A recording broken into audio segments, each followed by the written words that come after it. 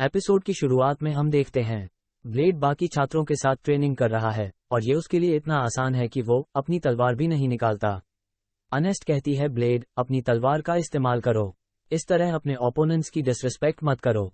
Blade honest की बात को इग्नोर कर कहता है आज तुम कुछ अलग लग रही हो।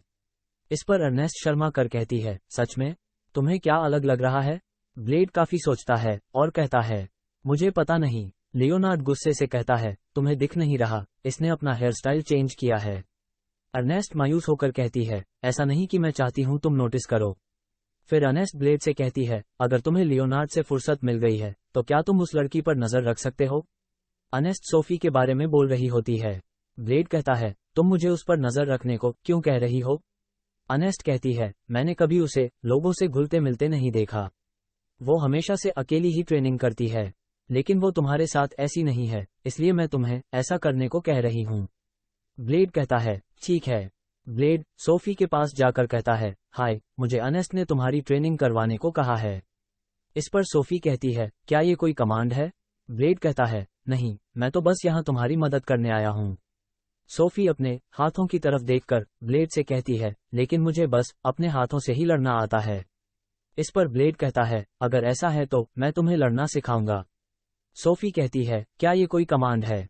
इस पर ब्लेड कहता है नहीं, मैं तो बस एक दोस्त की तरह मदद करूंगा, लेकिन तुम्हें पसंद नहीं तो मैं तुम्हें फोर्स नहीं करूंगा। सोफी कहती है ठीक है। इस पर ब्लेड कहता है ठीक है चलो फिर शुरू करते हैं। लेकिन इतने में ही उनका ट्रेनिंग टाइम खत्म हो जाता है। अब हम देखते हैं कि ब्लेड और सोफी ट्रेनिंग कर रहे हैं। ब्लेड उसे तलवार चलाना सिखा रहा है, लेकिन सोफी को तलवार चलाना नहीं आता। फिर ब्लेड उसे कहता है जैसे तुम अपनी शक्तियों को अपनी मुट्ठी में चैनल करती हो, उसी तरह अपनी शक्तियों को इस तलवार में चैनल करो।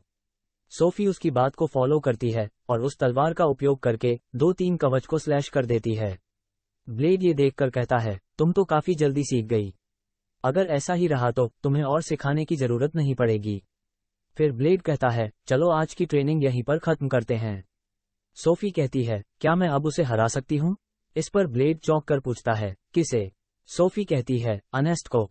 इस पर ब्लेड कहता है ये कहना मुश्किल है क्योंकि वो काफी स्ट्रांग है, इसके लिए तुम्हें काफी मेहनत करनी पड़ेगी। सोफी अचानक से तलवार को ब्लेड की तरफ फेंकती है।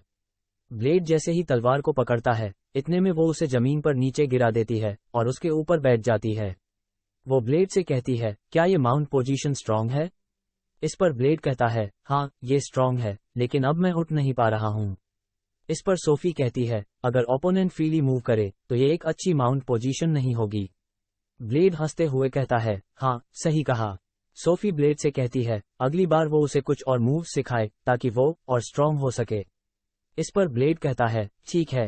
अब हम देखते हैं अगले दिन प्रिंसिपल ब्लेड से कहते हैं तुम्हारी स्कूल लाइफ कैसी चल रही है? ब्लेड बताता है कि उसने स्कूल में कुछ दोस्त बनाए हैं। किंग खुश होकर कहते हैं मैं तुम्हारे लिए खुश हूँ, क्योंकि जब से तुम्हें ये शक्तियाँ मिली तब से तुम अकेले ही हो, तुम्हें कभी दोस्त बनाने का मौका ही नहीं मिला। किंग आगे कहते हैं वैसे कौन है ये दोस्त जिसकी तुम बात कर रहे हो? इस पर ब्लेड कहता है वैसे तो मेरे काफी दोस्त हैं, पर अभी हाल फिलहाल में मैंने सोफी नाम की लड़की से दोस्ती की है।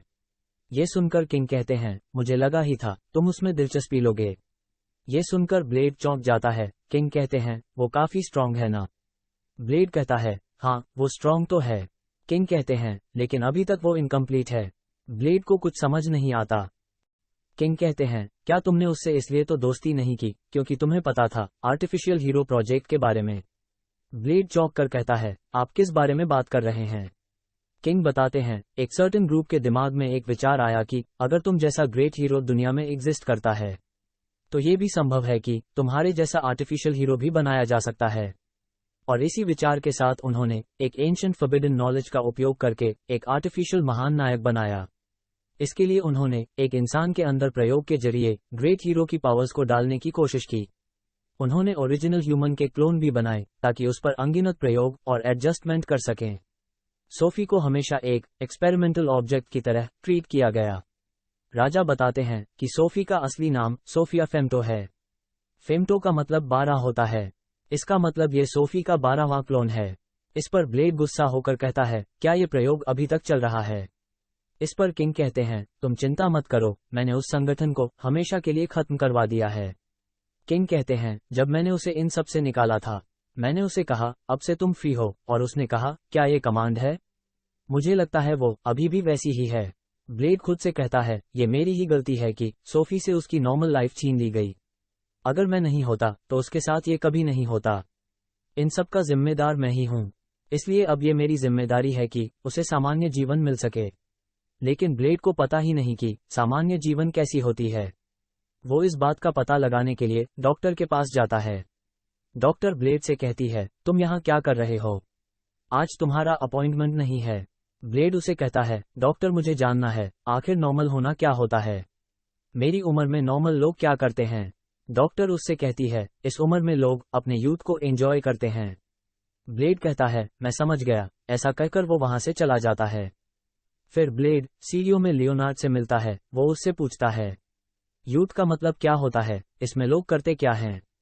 इस पर लियोनार्ड कहता है, मुझे नहीं पता ये तुम क्यों पूछ रहे हो, पर यूथ में लोग प्यार करते हैं शायद। फिर ब्लेड वहां से निकलकर हॉल में जाता है। वहां वो लड़कियों से पूछता है, ये प्यार क्या होता है? लोग प्यार में क्या करते हैं? इस पर लड़की शर्मा कर कहती है, प्यार में लोग डेट पर जाते हैं। फिर ब्लेड वहां से निकलकर अनेस्ट के पास जाता है। अनेस्ट उसको देखकर कहती है, तुम अचानक से यहाँ क्या कर रहे हो? ब्लेड उससे पूछता है, ये डेट क्या होती है? इसमें लोग क्या करते हैं? अनेस्ट ये सुनकर घबरा जाती है। वो शर्माते हुए कहती है, डेट में कपल्स एक दूसरे के साथ टाइम स्पेंड करते हैं, शॉपिंग में जाते हैं। ब्लेड उसकी पूरी बात सुने ही कहता है, मैं समझ गया, अब मैं डेट के लिए जाता हूँ। अनेस्ट ये सुनकर चौंक जाती है और कहती है, तुम डेट पर किसके साथ जा रहे हो? ब्लेड सोफी को ढूंढता हुआ लड़कियों के चेंजिंग रूम आ जाता है। वो सबके सामने सोफी से कहता है, सोफी मेरे साथ डेट पर चलो।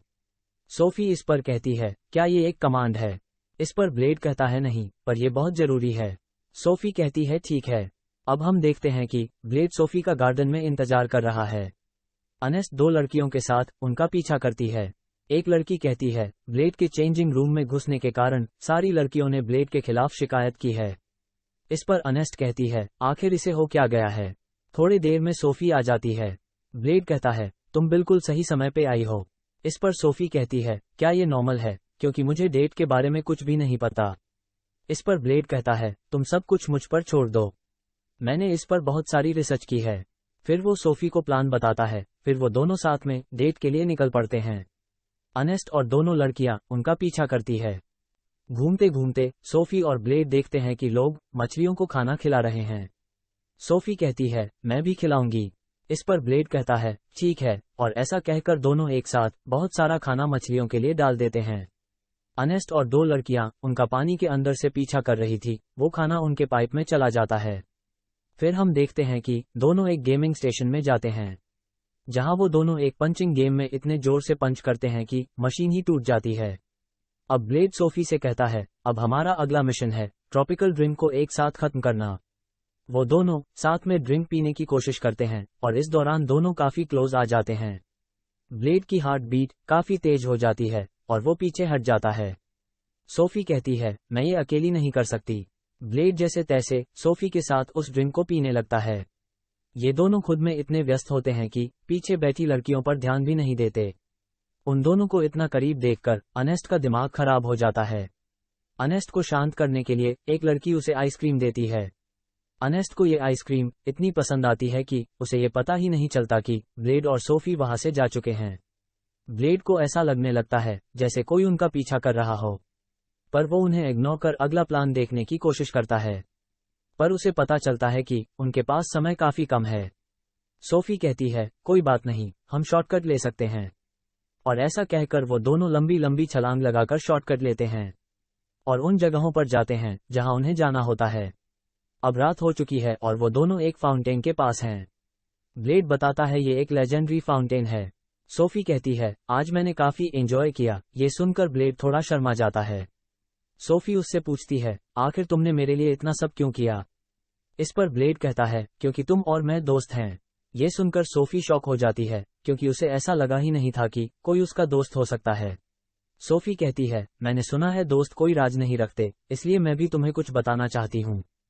फिर वो कहती है, अगर तुम मेरे दोस्त बनना चाहते हो तो तुम्हें ये बात पता होनी चाहिए।